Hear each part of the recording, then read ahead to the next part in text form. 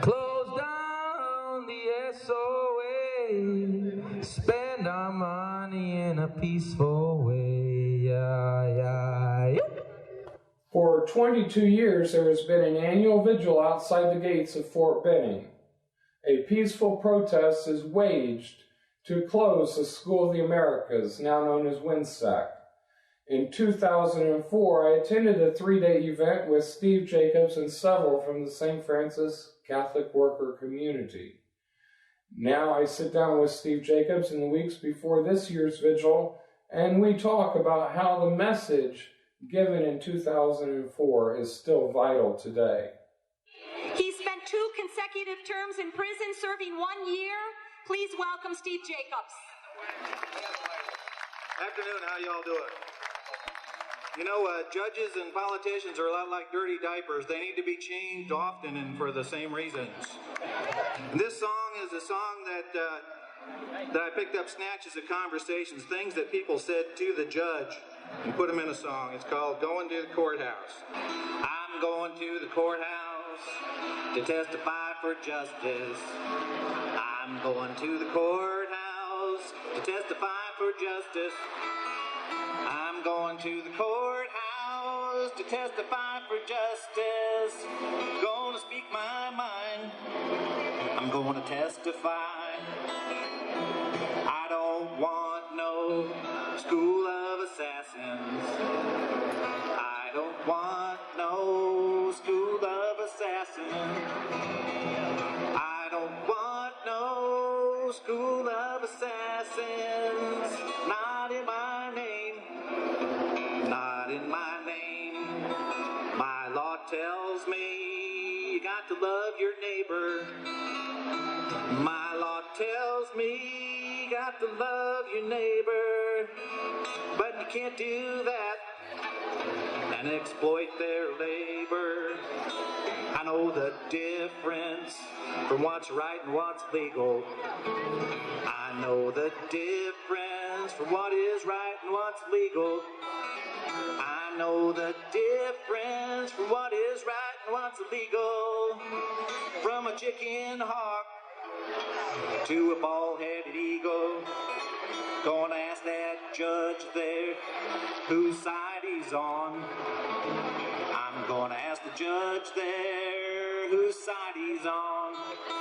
I'm gonna ask the judge there whose side he's on. 'Cause if it's yes or way, well, that side's wrong. All right, let's hear it for Steve. Let's testify for justice. Steve Jacobs paid his dues. You know, there's a higher law than the laws that the judges use. You know, they seem to find legal justification for allowing people who engage in warfare to kill people. But you know, if you and I were to kill someone, we put in jail. You know, it's like that old saying. You know, when one person goes out and kills another person, we call it murder. But when thousands of people are killed, we call it warfare. And we don't put those people in jail. But it's murder on a mass scale. Good afternoon. Que los monstruos siempre se presentan con cara de corderos. In Argentina, we always have this saying that monsters always show themselves as wolves in sheep's clothing. And they put the name school because this is a name that we've known since we've been very little. And to hear it, it doesn't scare us. But it's the school of the oppressors. I'm very happy to be here. This is my 3rd time here. I'm Eva from Argentina. I was 4 years old in 1977 when my mother was kidnapped in a coffee shop in Buenos Aires, Argentina, in front of me and my little brother and sister. 10 men dressed as civilian came into the coffee shop. They dragged us outside. They shoot my mother in the legs and put her into a car and take her away. After that, they took my sister, my brother, and me to another car. They took us to a police station. They interrogated us for hours.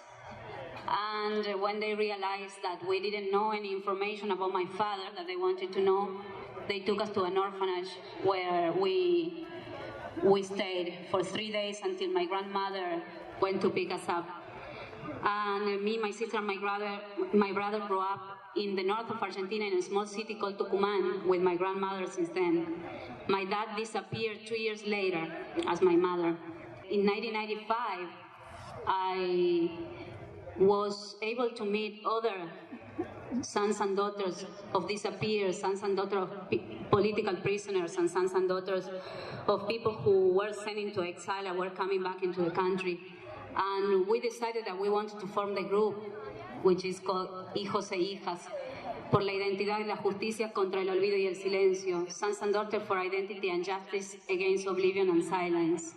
We decided we wanted to start together this group to break the silence that was imposed by the dictatorship over us. We decided we wanted to demand justice to the government. So the group started growing up, and now there is chapters of Hijos and Hijas all over Latin America, Europe, and in Vancouver, Canada. In Latin America, people usually have this mistaken idea that the US people support what the government is doing. And I think you have to take back your country, you have to let everybody know, you have to let the world know that the US people doesn't support war, the US people don't want any more torture, no more death.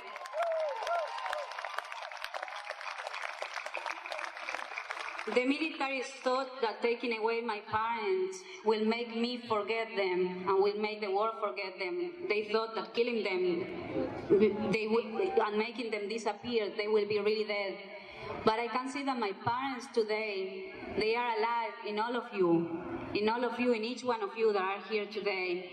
And together we will go and we will cross that fence and we will close down the School of the America forever. Thank you. Yeah, and you know, she's paid a real price.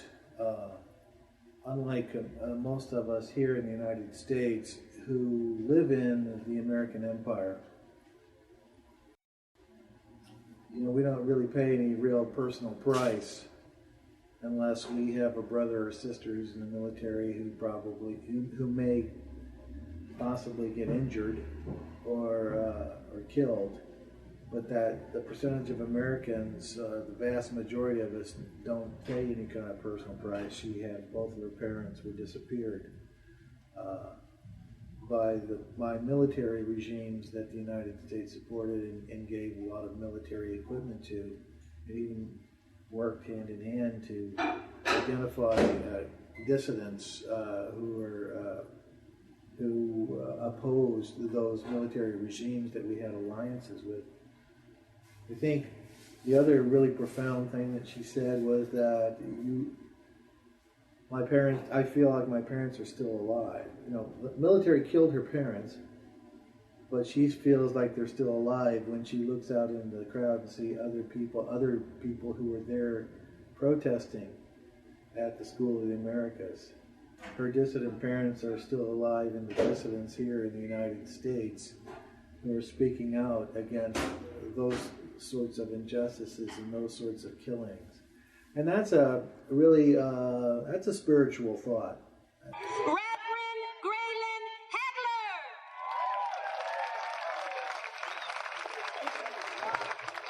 Good afternoon. People of faith, they understand that you hold on, you continue to press on, you continue to persevere so that voices that are small can be made large. We have faith to stand and to speak and to go to jail and to witness day in and day out, 365 days a year. We will not shut up and we will not sit down. We are here and we continue to witness because we're going to wake up the American public that America is not just. America is an empire, and being an empire, it means you are proficient and efficient at stealing everything in the world. That is what makes you an empire. That is what makes you a superpower. And the military is used just as the Roman Empire used its military to exploit and to rip off people all over the world. And we're going to continue to witness, because the fact is we're tired of greed.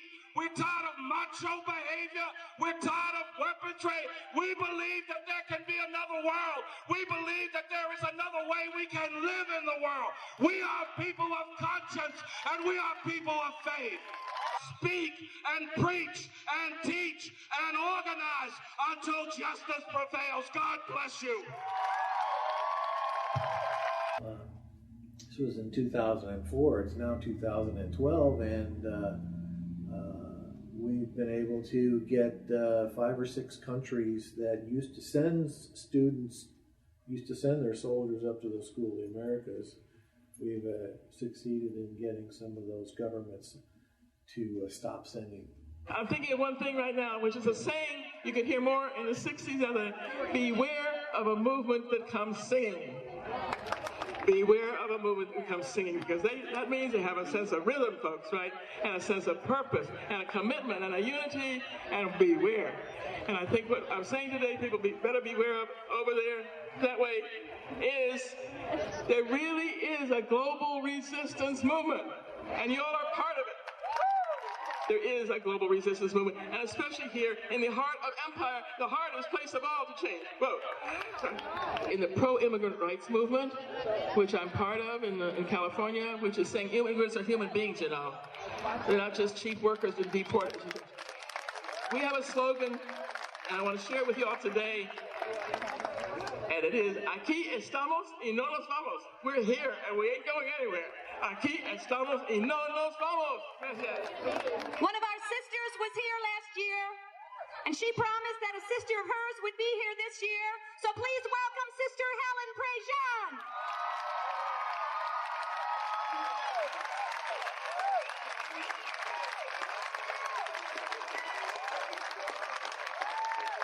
It's good to be here. Presente. Presente.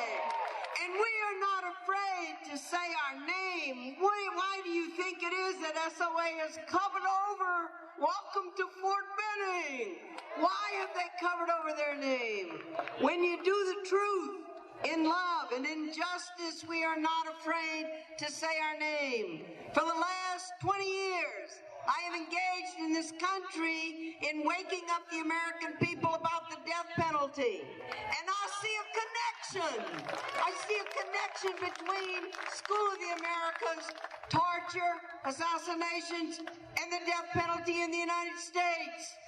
One is the war originally against communism, now war against terrorism. Well, how did we get the death penalty, folks? The war on crime. I have accompanied 6 human beings to execution, and I have watched the state government protocol of death. We live in a country that actually has politicians that tell victims' families, we will honor your dead daughter or your dead son. Now wait 15 years or so, and then you get to sit on the front row and watch as we kill the one who killed your child, and that will heal your heart. How morally bankrupt can you be as a society when you have to say that? Dorothy Day said, we have to build a society where it is easier for people to be good, which means we have to build a society of justice. Well, as a Christian anarchist, I've always, well, I haven't always, but I've come to believe as a Christian anarchist that the state has no right to decide life and death over human beings. I could see where society would reserve the right to try to protect us from people who kill people. And I don't have a problem with putting those people behind bars or murderers. But when the state murders, then they become like the murderers themselves. No, it's not enough to pray. There's a lot of work to do for peace to come our way. No. It's not enough to pray. There's a lot of work to do for peace to come our way. Whoa.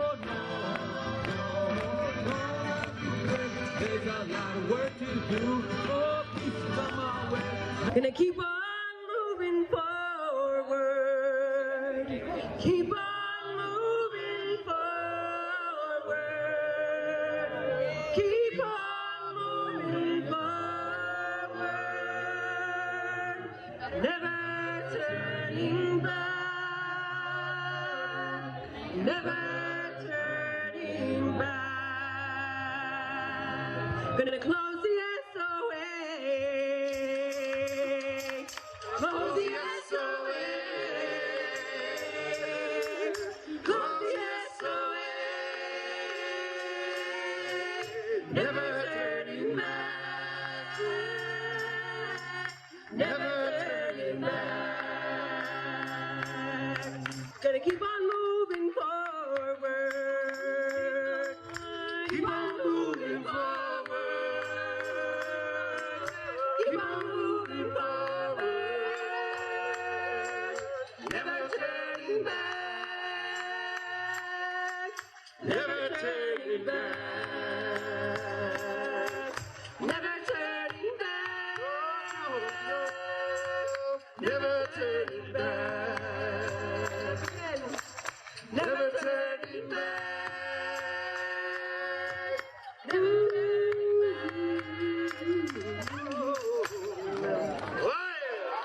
Let's hear it. Let's hear it. Emma's Revolution and the Musicians Collective. Well, I think whenever people pray, they always they're trying to express the deepest hopes that they have in their hearts. And if things are bad, and you're praying for something better, then you're trying to imagine, as you're praying, a better world. Prayer is the hope, and the action is the attempt to enact your hopes and make them real. A three-time Nobel Peace Prize nominee who brings her work for justice to connected worldwide in many war-torn countries and communities. Please welcome Kathy Kelly.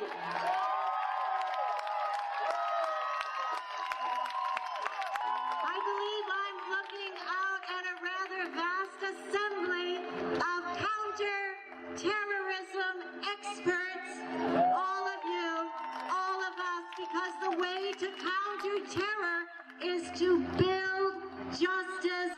We can be counter-terror experts in the war on terror. If there's any way that you can withdraw yourself from paying for war, become a war tax refuser. If there's a way that you can shut down the ROTC office in your school, hold a pray-in, hold a vigil. If your church can give sanctuary and support to any young person who doesn't want to go and fight in a war, envisioning a world where all people would agree that we never raise our children to kill other people's children. I think for the most part, in Sunday schools, when people, especially in Christian Sunday schools, we tell our children to treat other people the way that you want to be treated. And of course, you don't hit them, you don't use violence against them, and you don't kill them. And so, as our children grow up through high school, they're taught that using that sort of violence against somebody else is morally wrong. But then when people turn 18 or military age and they go into the military, the government says, yeah, you were told all of these things, it's wrong to kill people, but there are certain circumstances where we tell you it's okay. We're the government, and we know who the bad people are, and we're going to train you and trust you to go over there and kill the bad guys. So trust us. We know better. We know who are the people who are supposed to be killed. And time and time again, the government has proved that they've been on the wrong side of history when they inserted themselves into the struggle, the Civil War in Vietnam between the North and the South. The government has proven that they're be on the wrong side of history. Should let the Vietnamese work that out amongst themselves. And they've been so overzealous in killing people that they thought were the bad guys that they often have killed many, many innocent people. And so when our soldiers come back from experiencing warfare, and when they have seen the damage that they have done, and they've seen how many innocent people were killed as collateral damage, or killed by accident or by intention, and they come back to the United States and they realize that they had violated the moral code that they were taught as children. And as religious beings, spiritual beings, when they come back after their experiences in the army and they realize that they have violated these moral codes, then they have a lot of trouble. A lot of them really want to be forgiven for the things that they have done. Some of them feel so bad and guilty for things that they have done that they end up killing themselves, and that's why we have so many ex-soldiers committing suicide. We're losing more soldiers who are killing themselves than we are losing soldiers to combat because they feel so bad. Survivors are here with us today. Carlos and Neris. Let's hear from Carlos Mauricio first. Thank you. Thank you. It's a pleasure to be here. I'm a torture survivor. Therefore, I am a survivor from the USA foreign policy. We were captured by the Salvadorian army and we were tortured for people trained right here in the School of Assassins. Oh, yeah. We took the generals, the people that we believe were responsible for our torture. We took them to a tribunal and they were found guilty. We took a Salvadorian captain in Fresno, California a month and a half ago. We brought him to a tribunal because we believed that he was responsible for the killing of Bishop Romero. There, the judge in Fresno, California a month ago, the judge in his decision said that Captain Álvaro Saravia from El Salvador and Mayor Roberto Dabuizón from El Salvador are responsible for the killing of Bishop Romero. And also he said that such a crime was a crime against humanity. When I was captured, I was taken to an unknown place. I was blindfolded and handcuffed, and I was tortured for about 1 week and a half. I never saw my torturers because I was blindfolded. Later, when I was able to see the surrounding area because I was taken out of the chamber of torture, I find out that I was kidnapped and taken prisoner and tortured by members of the National Police in San Salvador. Now, I never felt alone when I came to the trial in Florida. I always felt supported by the people who never made it because they were killed under torture in El Salvador. We are going to make a tribunal in El Salvador, and we are going to bring the militaries to the tribunal in El Salvador. We are going to do it.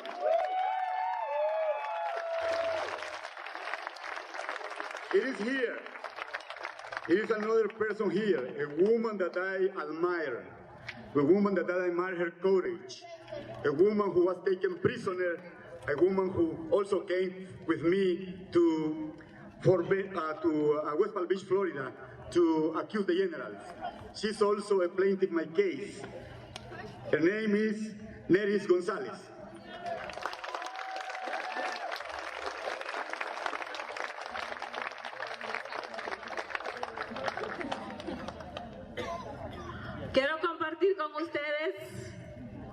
want to share with you all cómo fue mi hijo torturado en el vientre antes de nacer por 8 meses. Tengo 3 minutos para decirles. How my child in my womb was tortured before he was born. I have 3 minutes to tell you my story. My child in my womb before being born was tortured by people trained here at the School of the Americas when it used to be in Panama when I was in El Salvador. They said that it was better to kill the children in the communities before they went up into the hills and took up arms. My child and I suffered torture like the torture you have recently seen in videos that have come out of Iraq. Juntos sufrimos la tortura y mi hijo tuvo que morir a causa de las torturas por las entrenados aquí en esta escuela, y tengo el gusto de estar aquí presente para decirles quiénes son los que matan los niños y por qué quieren protegerlos para que sigan matando niños en la guerra. Together, my child and I suffered this torture, and my child had to die.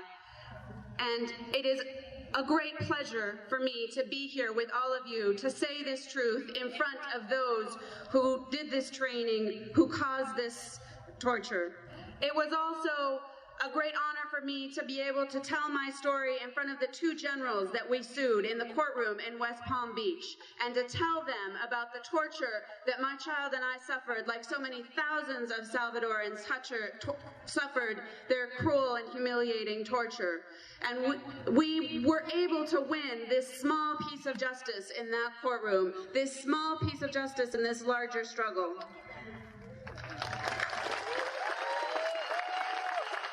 And this legal ruling that we won in court is proof that we can win justice. We can end impunity against those who commit torture around the world. People who learn here are not mentally ill. They make a decision to learn these things here. The people here at this school really have no reason to continue to train people in how to torture and how to massacre and how to kill more young children. Thank you. Yeah, I remember a little bit about that case. There were some Salvadoran generals who, when they retired from the military in El Salvador, they came up to live in Miami. And an American court found out that these Salvadoran generals were involved in those human rights abuses, and they were found guilty of that. In the spirit of the tradition of people like Pete Seeger, who's been before us many times, we have another powerful voice of his era. Please welcome Utah Phillips.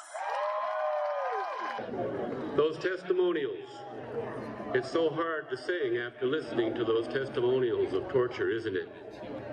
We lead lives of such ease, comparatively ease, don't we? Ammon Hennessy, the great Catholic worker, my great teacher, said, courage is the principal virtue, because without it you can't practice any of the others. Always keep in mind that they fight with money and we resist with time, and they're going to run out of money before we run out of time.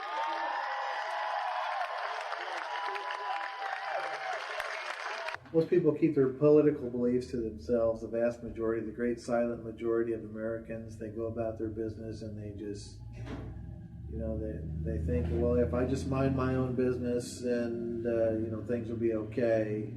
So it takes courage for people to actually name the disease, name the sin, name what is actually wrong, and to do it in the streets it takes a little bit of courage, and then it also takes courage to oppose the government policies that allow that sort of stuff to continue, because the government will put you in prison sometimes if you do that sort of thing. And watching Utah Phillips there, he's one of my heroes, because he's had a long career as a folk singer. He's a great folk singer, but he also lived in Salt Lake City with Ammon Hennessy, who was one of the old-time Catholic workers, who was very much pushed the Catholic worker movement to do active resistance to to government policies. He was one of the first activists in the Catholic Worker to go to prison repeatedly for opposing things like nuclear weapons and military adventures and civil defense drills around the country and things like that. We continue with some statements of solidarity from individuals who represent very vast communities who have been in support of this movement. Our task is to summon into being the new world, the new way of being that encloses, of course, closing down the School of the Americas, and what will be in its place we now shape in our minds, our imaginations, and our hearts. Because in our imaginations, we summon what is to be. And right now it only exists in our souls, but it is on its way because we are community. So when we say presente, not only are the dead, the ones who have been killed in the struggle, but the presente is to summon our own souls to be present to the new reality and to call it into being. Thank you. The cause I fight for is the cause of the Palestinian people, the cause of ending Israel's illegal and brutal occupation. I want to tell you about the faces that haunt me. I want to tell you about the faces that stand before me today. I see the face of my cousin, Rachel Corey. Rachel was 23 years old when she was crushed to death by an Israeli soldier driving a US-made Caterpillar bulldozer while she was trying to prevent the war crime of home demolition. I loved Rachel. Her blood was my blood, and her blood was spilt in the dirt of Gaza. What if the American people could see the faces I do see, the faces of the thousands of victims, the Christian, Jewish, Muslim, American, British, Palestinian, Israeli, the faces and the names inscribed in this book? If they could see the faces I see, they would never stop fighting to end this occupation. How could they? On the evening of April 26th, a man with medals appeared on my front porch and said to me, "Are you Sherwood Baker's mother?" At first I did not understand why he was there, and then it became clear to me. He had come to tell me that my sweet and noble son, 30 years old, had been killed in an explosion in Baghdad that morning. He had become the 720th soldier to die for this colossal miscalculation called the war in Iraq. Now, I don't pretend to have all the answers. I'm just a lay person. I'm just a mother. But I do know this. We have to deal in the truth if we're ever to get to peace. We have to tell the truth. And I know that we have to respect the rights of other people to have their own culture, to have their own dreams, to have their own wealth. And we must recognize that preemptive war and torture are an affront to God.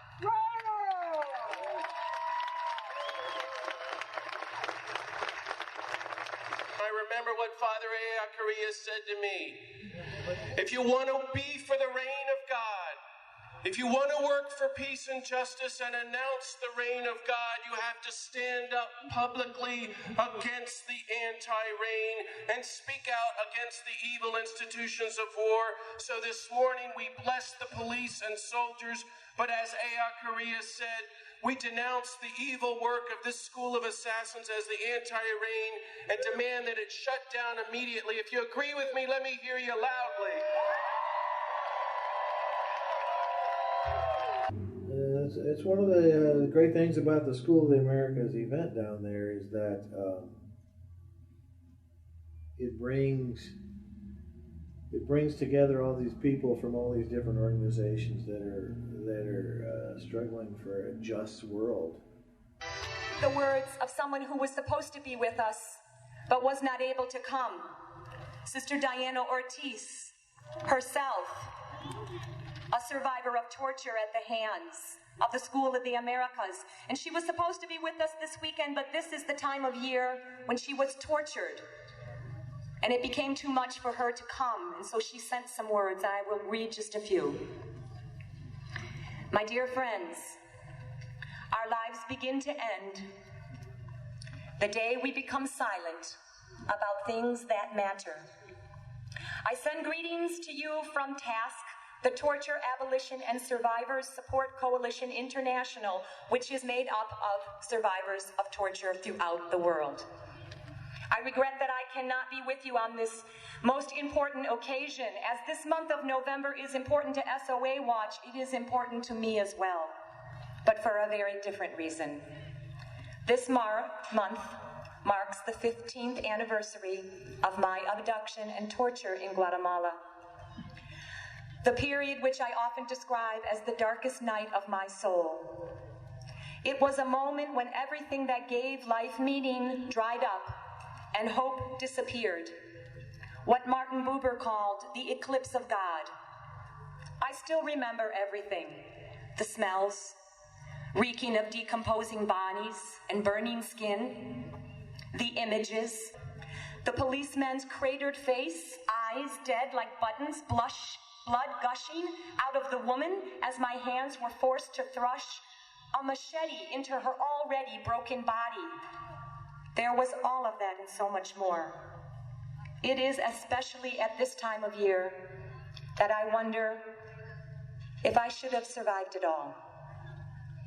Had I not, the terrible memories I live with would be gone to the grave with me. I share this reflection for two reasons. First, I hope you will remember that the torture's ghost walks with those of us who have survived torture every day. For those who were brutalized by graduates of this wretched school, their torture will never end. I remember my torture. I remember the American who was the boss of my Guatemalan torturers. And I remember that a man, a U.S. court, found liable for my torture, was honored by the School of Shame. 150 governments in the world torture, and the United States is one of them. The photographs in Abu Ghraib prison, the reports from Afghanistan, Guantanamo, elsewhere. As you go about your work in Georgia, we members of TASC salute you. We will spend this weekend and the coming weeks to defeat the nomination of an apologist for torture to be Attorney General.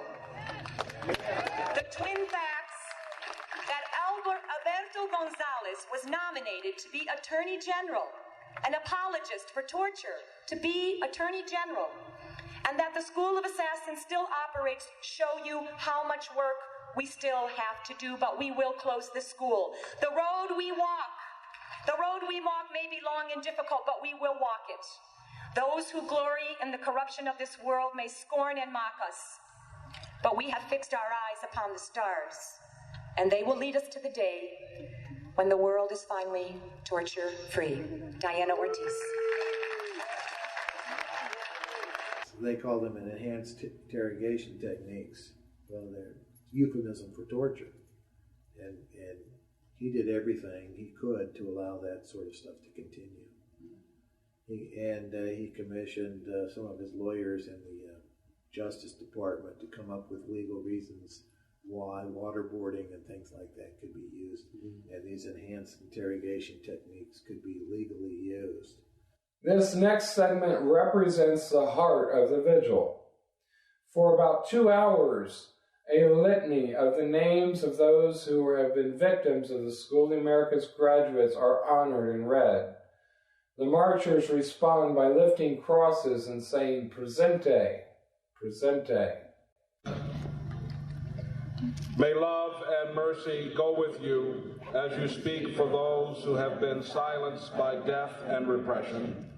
Through your witness, may their voices be heard here at the School of the Americas, in the White House, in the halls of Congress, and in the hearts of U.S. citizens across the nation, so that the School of the Americas will be closed forever. Amen. Women and children in the village of El Mozote, assassinated Archbishop Oscar Romero, raped and murdered 4 U.S.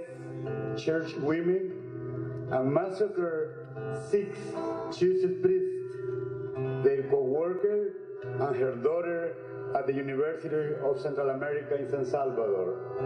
We cry.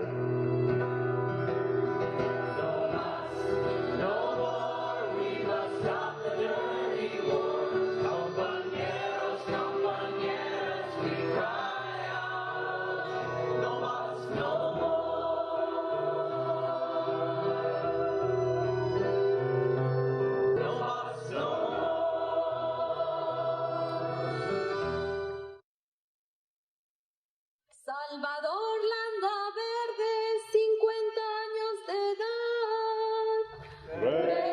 Presente. Rosso Deportivo. Presente. Alma Portillo, 1.5 years old. Presente. José Carlos Coronel, 33 años de edad. Presente. María Luisa Cerviño, 28 años de edad. Presente. María Trinidad y Romén, 20 years old. Presente. Máximo Eduardo Arbolaski. Presente. Carlos Guillermo Urrutia, 28 years old. Presente. Héctor Hugo Gargiulo, 25 years old. Presente. Jorge de la Cruz Agüero, 18 años de edad. Presente. Juan Carlos Chaparro. Presente. Edson Figueroa, 16 years old. Presente. Norma Arastotito. Presente. Víctor Jara. Presente. Maura Clark. Presente. Eduardo Alfonso Torres. Presente. Osneris Coenciero, 18 years old. Presente. Edwin Coenciero, 13 years old. Presente.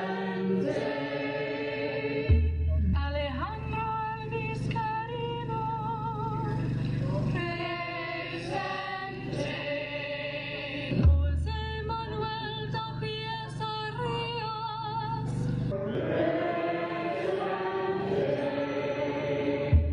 Enrique Medina Rico. Presente. Euclides Torres Zavala, 22 years old. Presente. Dora Torres Rivera, 62 years old. Presente. María Argueta, 35 años de edad. Presente. Santos Hernández, estudiante de 12 años, hijo de María Argueta. Presente. Alexander Ferrero Canon, 24 years old. Presente. Vida Smith Gonzalez, 17 years old. Presente. Argenis Moscoso Cardenas, 28 years old. Presente. Daniel Suarez Blanca. Presente. Luis Carlos Nate Jimenez, 5 years old. Presente. Rodolfo Carrillo Mora. Presente. Saturnina Díaz, 22 años de edad. Presente. Bonifacia Rodriguez, 65 years old. Presente.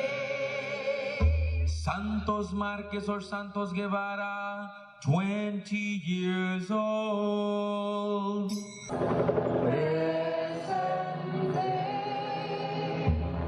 Johnson, Obotilia Hernandez, and Jose Rosario Perez, age unknown. Marcial Perez, 15 years old.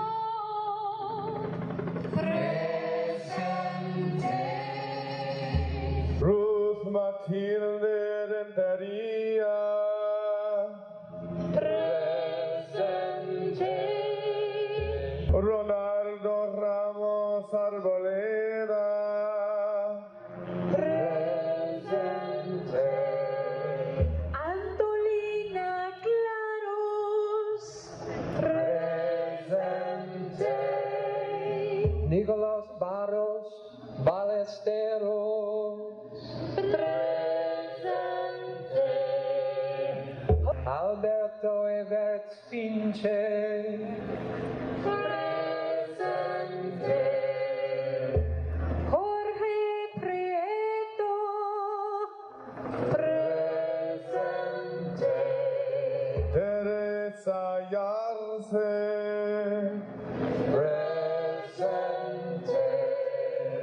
Felix Del Cid, 19 years old. Presente. Andres Diaz, 43 years old. Presente. Unnamed boy, 14 years old. Presente. Esteban Martínez Argueta, 16 años de edad, hijo de Justo Martínez y Ángel Argueta. Presente. Antonio Mirosanan, 73 años de edad. Presente.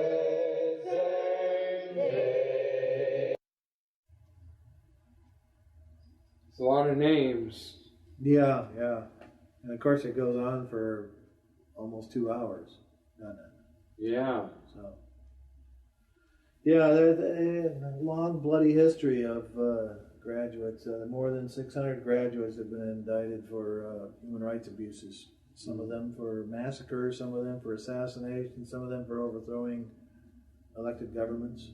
What kind of a school do we have here in the United States that encourages soldiers to assassinate the political opposition? That's not democratic, you know. But more than 600 of their graduates have done those sorts of things, and most of the people here in the United States are oblivious to it.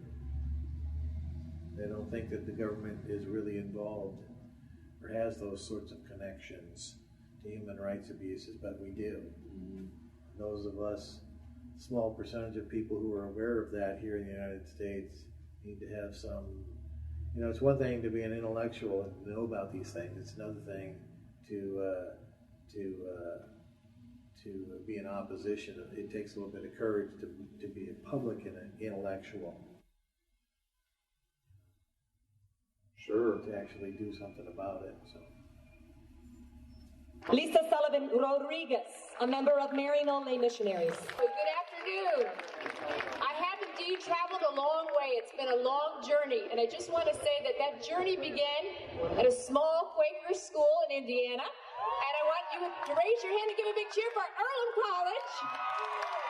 Earlham's present today at college, which shows that peacemaking is indeed a verb, and Earlham is where my journey began.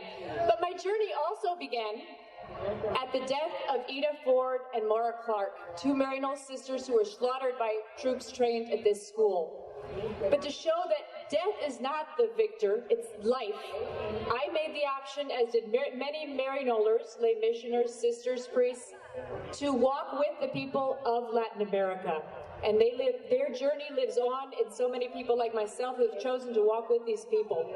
And today I want to share with you two important messages of hope from the people of Venezuela. More than 5 years ago, they went to the ballot box to choose a new blueprint for a new society in which their resources, especially their oil resources, would reach all of their society, not just the 5 or 10% who had received these resources until that time. But as we all know, when these interests are shared with the larger majority, there are others who begin to question what is happening. And this is what happened in Venezuela. Strong groups such as the media and corporations, backed by money, which we knew came from here, funded much of the opposition to this political project of the Venezuelan people. They took it in their hands to organize a coup. And 100 people were killed, and a coup took place, and President Hugo Chavez was removed from the palace. And I'll let you guess, who were the organizers? Where did they graduate, the organizers of this coup in 2002? School of the Americas, right. But the story doesn't end there. The Venezuelan people, less than 36 hours, took the streets in every city and every town and demanded that their voices be heard, that their democratically elected president be returned, and he was. The voice of the people was the voice, again, of life, not the voice of death. But again, the story doesn't end there. I just want to share another very important aspect of what's happening in Venezuela, which is important to us today. As it was mentioned, Roy Bourgeois had the idea, if this is an option, if this government is opting for life, maybe we should talk to President Chavez and ask him not to send any more Venezuelan troops to the SOA. And sure enough, we were able to get a meeting with Chavez. We were able to speak on public national TV. And when we asked President Chavez, would he consider this, the first words out of his mouth was, "This is not the school of the Americas. This is the school of assassins. And I will take to heart your request." And so later he invited us to a private meeting in which Roy and President Chavez were able to share their own journey, their own stories of difficulties such as going to jail for a cause. And at that moment, we shared with President Chavez two photos that we had at our Maryknoll Center House. One was of Sister Ida Ford, and one was of Sister Maura Clark. And we gave President Chavez these photos with the request that he keep their spirit of life in his decision to see what he would do with his troops. And a few weeks later, he notified us that Venezuela is the first country to decide that they will send no more troops to the SOA. So viva Venezuela libre. Yeah, so the Venezuelans, folks from Nicaragua, we're not going to send any more. Ecuador and I think Uruguay has decided not to send soldiers there. So, and I think Bolivia also. So we're making some headway. Now let's bring back Michael Hoffman, who has served as a Marine in Iraq in 2003. He now works to end that war and bring his colleagues back home. To the 4-month-old Iraq veterans against the war, Michael Hoffman. Thank you. Now I stand in front of you not just as a member of Iraq Veterans Against War, but also as a member of Veterans for Peace. And every member of VFP here, please raise your hand. Let them recognize you amongst them. And the veterans being here is important, because just like everyone else has been here telling the truth about what's been going on in the School of Assassins, the veterans can speak the truth about war and what has truly been going on there. This is nothing new. Smedley Butler spoke out almost a century ago about the horrors of war and what the real reasons were, and veterans continue to do it in this day. Because when veterans speak out and tell the realities of these wars will stop. We will tell you the stories that the media does not tell you. When the media talks about the war in Iraq, they talk about huge numbers and these clinical analyses that no one really understands. They don't tell you the real story. They don't tell you what it's like to go out there and open fire on a crowd of unarmed demonstrators because somebody made a stupid mistake. They don't tell you what it's like to watch your friend die in front of you after getting shot by a sniper and knowing his life could have been saved if that government cared 1 ounce about our troops' lives. They don't tell you what it's like to come back and know that the blood of innocent civilians are on your hands. And if people knew these things, if these truths were told, this war would be over right now. So that is our goal now. We must go out and tell the truths we know, the truths we've witnessed, and let everyone else know. We cannot deny these facts anymore. We must tell the truth and end this war and close the School of Assassins. A lot of the veterans from our current wars are kind of embarrassed to say what they did, especially if they ended up destroying people's homes by accident or unintentionally. I've heard numerous veterans from all the various, from Vietnam to World War II to Korea to the Iraq wars, say, unless you were there, you wouldn't understand. Mm-hmm. You know, people don't really understand. I don't want to talk about it. You know, I'm not always happy about some of the things that we did. I still am bothered by some of the things that I saw, and so I don't want to upset other people who haven't been there, who don't know what it was like. I always found it fascinating that soldiers at the beginning of their career are so willing to disregard the political forces that send people off to war in the first place. They sign up and they say, "We'll let the politicians worry about that. We'll let the generals worry about that. We're just here to follow orders and to do what we're told." But by then it's too late. They've already participated in this historical event, and quite often they're on the wrong side of history. That's why so many veterans end up rejecting violence as a way to solve the world's problems, and a lot of them end up joining these organizations, Veterans for Peace or Iraq War Veterans for Peace.